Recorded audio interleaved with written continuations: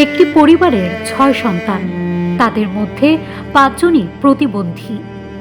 দিনাজপুরের বোচাগঞ্জ উপজেলার আটগাঁও ইউনিয়নের লোহাগাঁও গ্রামের মোজাম্মেল হক ও বিউটি বেগমের সংসারটি যেন এক মানবিক বিপর্যয়ের প্রতিচ্ছবি।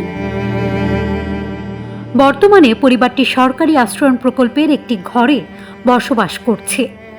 হাড় কাঁপানো শীতে জরাজীর্ণ অবস্থায় দিনের পর দিন কাটালেও তাদের জীবনযাত্রার খোঁজ নেন না জনপ্রতিনিধিরা। ঘরটির এক স্থানে ফাটল দেখা যাওয়ায় চরম আতঙ্কে দিন কাটছে তাদের। মোজাম্মেল হক পেশায় রাজমিস্ত্রি, তবে নিয়মিত কাজ পান না তিনি। আয় দৈনিক মাত্র ৩০০ থেকে ৪০০ টাকা। সেই স্বল্প আয়ে ৫ প্রতিবন্ধী সন্তানের চিকিৎসা ও খাবারের খরচ জোগানো যেন উত্তাল জীবন সমুদ্রে জাহাজ চালানোর মতোই কঠিন। ৫ প্রতিবন্ধী ছেলের দেখভালের দায়িত্ব থাকায় স্ত্রী বিউটি বেগমের হাতেও নেই পরিবারকে আর্থিক সহযোগিতা করার ফুসরত। রোববার সরেজমিনে দেখা যায় বিউটি বেগম তার সন্তানদের আলু ভর্তা ও পেঁয়াজ দিয়ে ভাত খাওয়াচ্ছেন। দীর্ঘদিন ধরে মাছ মাংসের স্বাদ পাননি তারা। বিউটি বেগম কান্নাজড়িত কণ্ঠে জানান, ছেলে ৭ দিন আগে মাংস খেতে চেয়েছিল, কিন্তু অভাবের তাড়নায় তা জোটেনি প্রতিবন্ধী এই ছেলের মুখে। সেই অভিমানে ৭ দিন ধরে ভাত খাচ্ছে না ছেলেটি।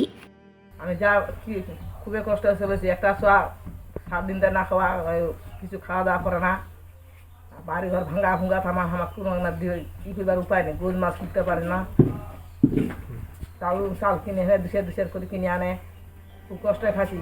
জনপ্রতিনিধিদের প্রতি ক্ষোভ প্রকাশ করে তিনি বলেন, আশ্রয়নের ঘরে ফাটল ধরেছে, অথচ স্থানীয় মেম্বার চেয়ারম্যান তাদের কোনো খোঁজ নেন না।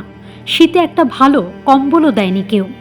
স্থানীয়দের অভিযোগ, দীর্ঘদিন ধরে পরিবারটি বাস্তব সহায়তা থেকে বঞ্চিত। এদিকে আটগাঁও ইউনিয়নের ভারপ্রাপ্ত চেয়ারম্যান তুরিন তানভীর বিতু ঘরের ফাটলের বিষয়টি স্বীকার করে আশ্বাস দেন দ্রুত সহায়তার।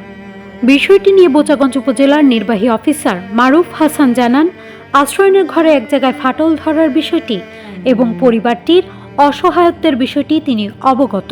এছাড়া পরিবারটিকে দ্রুত প্রয়োজনীয় খাদ্য ও অন্যান্য সব ধরনের সরকারি সহযোগিতার আশ্বাসও দেন তিনি।